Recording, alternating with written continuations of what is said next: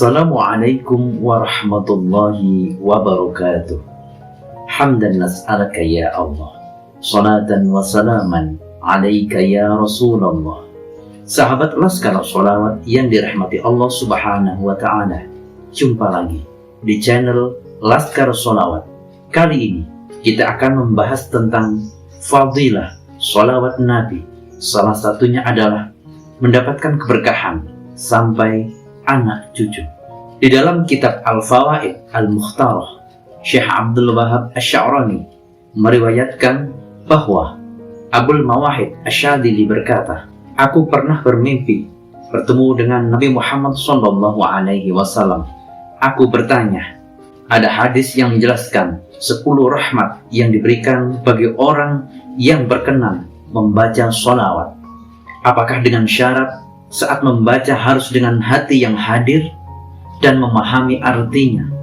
Kemudian Rasulullah SAW menjawab, bukan, bahkan itu diberikan bagi siapa saja yang membaca sholawat meski tidak faham arti sholawat yang ia baca. Dari kitab tersebut terdapat keterangan bahwa membaca sholawat di dalam keadaan tidak khusyuk, tidak mengerti artinya, atau bahkan seperti membaca karena ingin dipuji seseorang sekalipun, itu tetap mendapatkan pahala. Adapun 10 fadilah sholawat Nabi adalah, yang pertama, diutamakan saat hari kiamat. Seseorang yang ahli sholawat di hari kiamat akan lebih diutamakan dari sekian banyak orang yang lainnya. Yang kedua adalah mendatangkan rahmat Allah subhanahu wa ta'ala. Sholawat sendiri merupakan doa, sehingga seseorang yang bersholawat juga berarti sudah mengundang datangnya karunia Allah subhanahu wa ta'ala. Yang ketiga adalah dibanggakan oleh Nabi Muhammad SAW. Rasulullah sangat menyenangi sholawat, sehingga beliau juga bersabda, sesungguhnya aku membanggakan adanya kalian pada umat-umat yang lainnya. Yang keempat, mendekatkan diri kepada Allah subhanahu wa ta'ala. Dengan bersholawat, selain penghargaan kepada Nabi Muhammad SAW, juga berarti kita lebih mendekatkan diri kepada Allah subhanahu wa ta'ala lewat kekasihnya. Yang kelima, diangkat 10 derajat dan dihapus 10 keburukan. Dengan sekali sholawat saja akan mengangkat derajatnya 10, dan juga dihapuskan 10 kesalahan bagi orang yang membacanya. Apalagi jika sholawat sering lebih dilantunkan. Yang keenam adalah menolak bencana dan pemenuhan hajat. Beberapa sholawat juga terdapat manfaat khusus dan berbeda bagi setiap pembacanya.